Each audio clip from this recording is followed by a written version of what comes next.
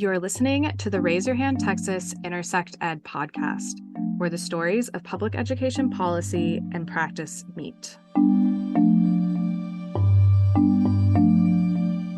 I'm your host, Morgan Smith, and today we're talking about the amount of money Texas pays to educate a student in public schools.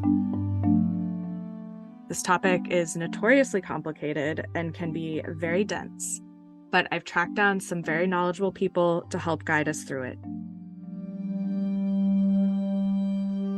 We have three guests with us today. Laura Yeager, a public school parent and founder of Just Fund It Texas, a nonpartisan group of parents, students, and community members. Bob Popinski, Raise Your Hand's resident school finance and policy expert. And David Pate, the assistant superintendent of finance for Richardson Independent School District, which operates 55 campuses and serves more than 39,000 students in the suburban Dallas area. So right now we are in the middle of the legislative session. We've been hearing since last summer about this record-breaking budget surplus lawmakers have to work with, a historic $33 billion surplus, plus there's tens of billions more in estimated growth in revenue over the next 2 years. Meanwhile, depending on what measure you use, Texas ranks at least in the bottom 10 states in public school funding.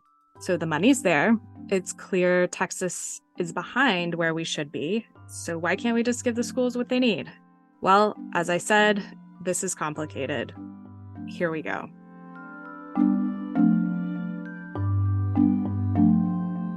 Bob, so today we're going to be focusing on what's known as the basic allotment, or the per student sum the state uses as the foundational building block to determine how much money it will pay to educate a student.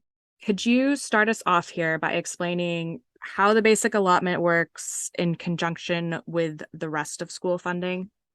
Yeah, absolutely. The basic allotment is actually the building block of how we fund our students and our schools and pay for our teachers and the operations of everything that goes on within a campus and a school district.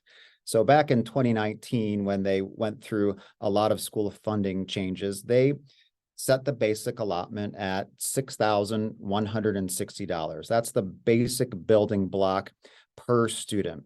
Now, if you have special characteristics, say you're a special education needs student, or you qualify for free and reduced lunch, or you're in the bilingual program, or you're in the gifted and talented program, you get additional dollars attached to that weight.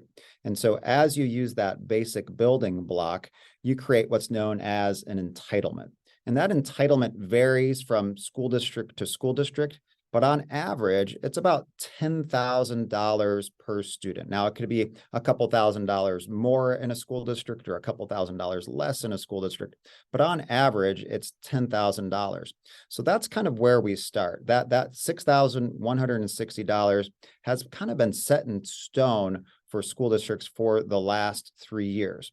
And so there's really only a few ways to increase revenue for your students. You could either go out for a tax rate election, or you could get additional revenue through enrollment increases or attendance.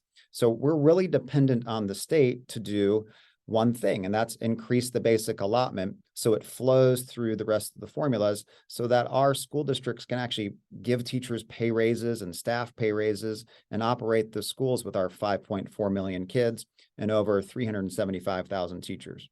So David, what does the basic allotment mean to you in practical terms as you're working on a school budget? And why don't you also give our listeners a sense for where budget matters stand in Richardson? On the where budget matters stand for Richardson, our demographers are predicting that we're going to lose about 8,000 students over the next 10 years. And we adopted a $26 million deficit for fiscal year 22-23. And for us, we're trying to figure out right now how we're going to provide raises to teachers, how we're going to provide for our cost increases. So the basic allotment, it is the major driver when we're looking at 16-17% cost increases that we're having difficulty staffing. We're competing with quite a few districts here in the North Texas area for staff, trying to raise our teachers' starting salary. But for instance, in our case, which we are different from all the other districts on this measure here in Dallas County. About 40% of our students are not economically disadvantaged. And then we've got another 20% of our students are not only economically disadvantaged, but they're living in the highest level of poverty according to the state measures. And so trying to meet the needs of those two groups in a situation where our costs are increasing and revenue is declining is very challenging. Yeah, so you use the basic allotment, you pay for teacher salaries, you pay for support staff like classroom aides, cafeteria workers, bus drivers. I mean, the basic allotment really is that biggest part of your budget. Yes, it funds the basic needs of the district. Yeah. Well, Laura, I want to bring you in here because you experience the hardships that districts go through when they have budget shortfalls from the parent side. Can you tell us what happened in 2018 when your child was a junior in high school in the Austin Independent School District? Sure thing. Thank you, Morgan. Yes, my 3 kids went through Austin ISD, and my youngest was a junior at McCallum High School here in Austin. And she came home from school and said, "Mom, kids are crying in the halls and people are up in arms. We're worried they're going to close our Fine Arts Academy," which is this beloved institution, one of many choices within Austin ISD. And a few of us got together to try to understand what was going on. And it ended up Austin was facing a $30 million budget deficit and looking at things to cut. And that's when several of us decided to get together and try to help parents and community members understand how school funding works, because that $30 million budget deficit, was something Austin was facing, but really it was a result of how our state funds our public schools. And so that's when Just Funded started. And it was interesting because parents don't always think about funding. There are things that kids and parents think about every day. But funding was really hitting us at home because it was getting to the point where it was threatening just basic programs that we all rely on. And parents they see these growing property tax bills and think when they are paying them to the school district that they are either going to their district or a different school district through our capture, Robin Hood, what you want to call it. What people didn't understand is we're paying billions of dollars in that are then being just not given to any school district. They're going to the bottom line or to the surplus in this case. And I believe Bob may be able to tell you better, but I think it's $8.2 billion of local school property taxes that have been paid in by parents that are going to the surplus. So we thought there was some educating that had to be done to help parents understand, to learn how to advocate, and also to educate legislators on how far behind we really are and that parents and students care that their schools are funded. Well, so that brings us back around to the legislature. Bob, Governor Greg Abbott has been very vocal on education issues this session. And one thing I've been hearing a lot from him and some other lawmakers as they talk about public schools is this idea that they have more money than they've ever had before. Is that true? And how do we square that with what we're hearing from parents and educators around the state? I think if you look at what your own household budget has done over the last 3 years, you can get a good glimpse of what's happening to a school district in terms of just purchasing power being the same as it was in 2019. So since 2019, inflation has gone up double digits. The comptroller has estimated inflation has gone up 12.5%. In some cases, it's even more than that if you look at individual things that you're spending your money on. For some districts, fuel has gone up 40%, if not more. Insurance for their building and their buses have gone up double digits. Food service, 25% in some instances. Even health insurance has gone up drastically, and construction has gone up 50%. And so school districts are in a pinch just to keep up with inflation. And so if you look at what's needed to kind of keep up with that basic allotment of $6,160 for the same purchasing power they had back in 2019 needs to be $1,000 higher. And so that's what we're aiming for, is to make sure that the basic allotment actually keeps pace with inflation. And so with that, we're recommending that they invest more into public education. And Laura's right. kind of the basics of school finance, if you don't want to kind of get into the weeds, is that as local property values increase, that means local taxpayers are paying more for the overall school entitlement, and the state has to pay less. So the state, because of local value increases, saved roughly $8.2 billion last biennium for last state's budget. And we want them to reinvest that back into our 5.4 million students. So let's talk about inflation for a second. We've mentioned the last time the state increased the basic allotment in 2019. That's 4 years ago now.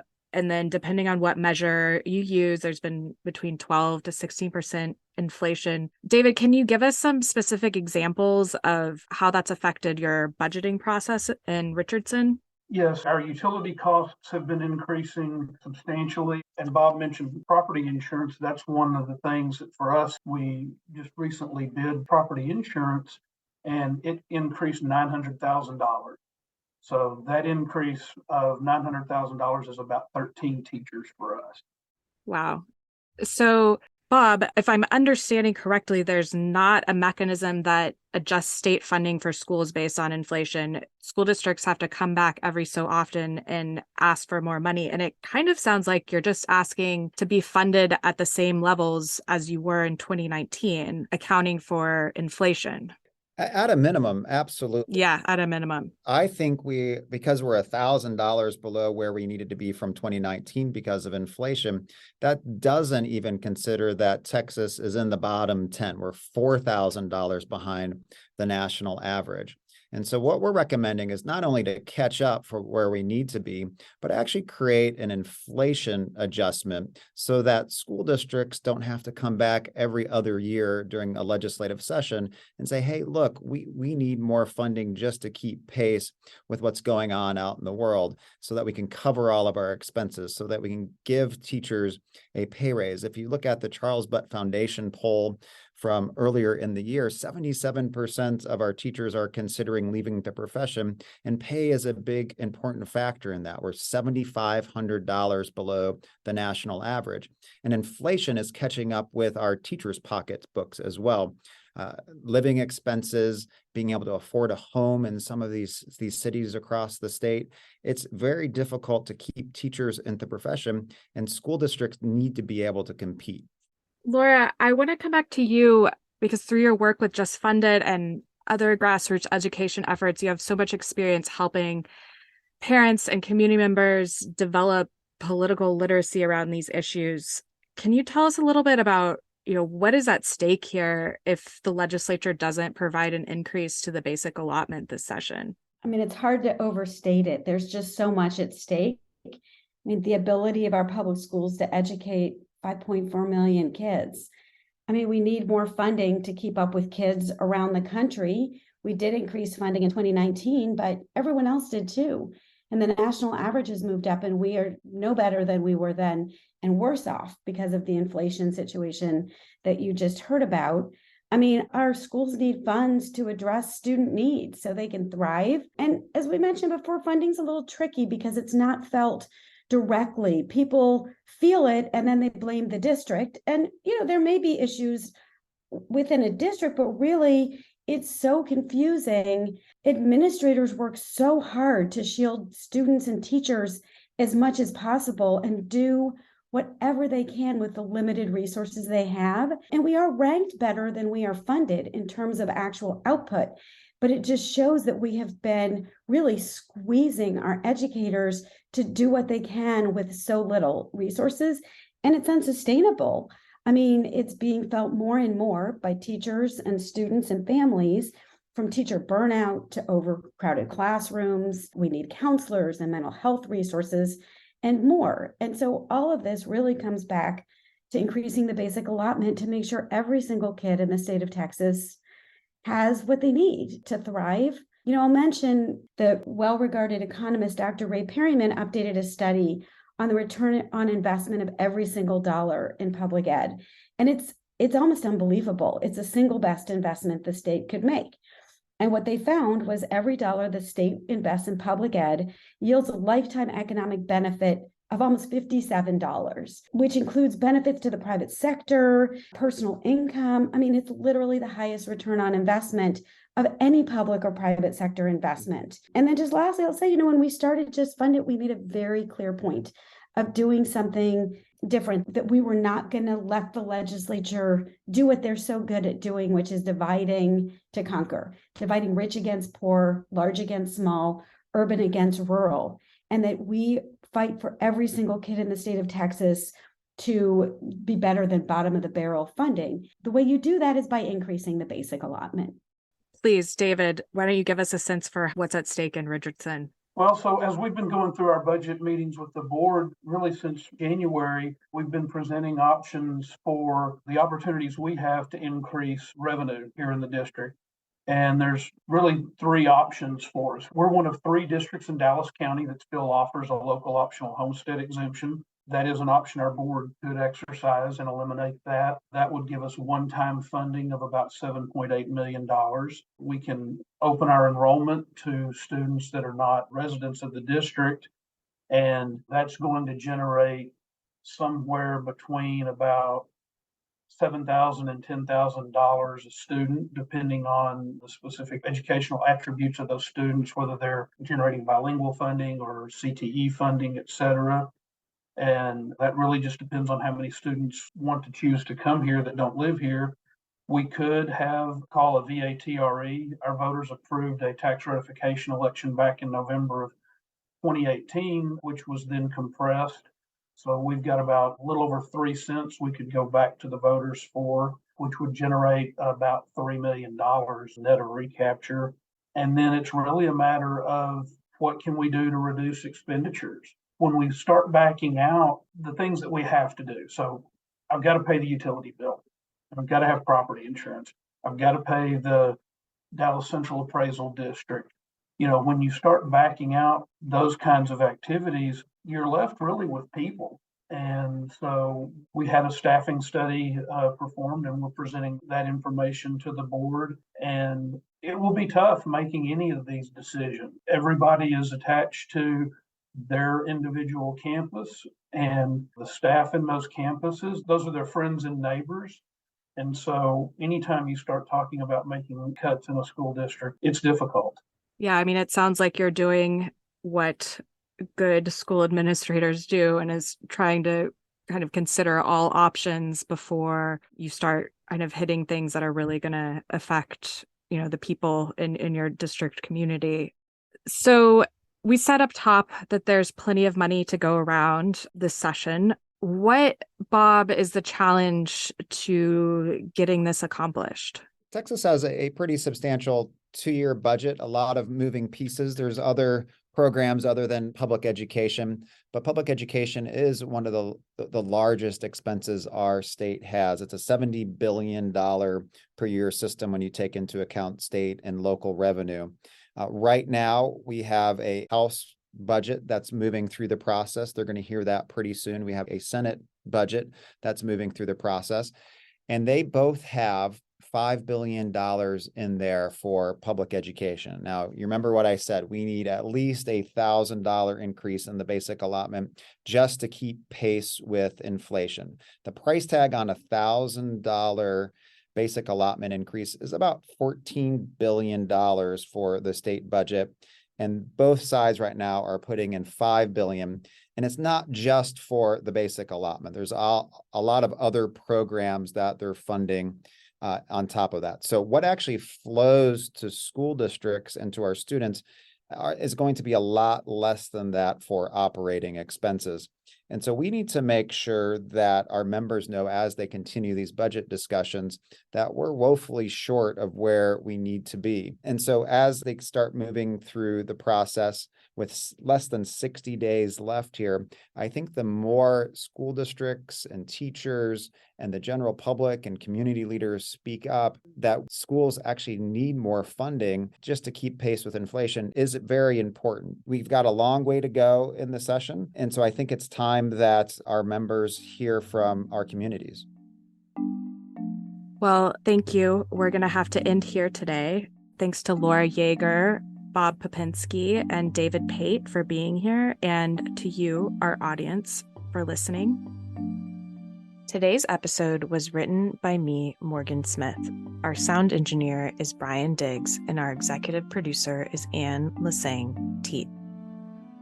And I also want to let you know that to stay informed on school finance and other critical education issues as the session progresses, you can sign up online for Raise Your Hands Across the Lawn weekly newsletter at raiseyourhandtexas.org/get-involved.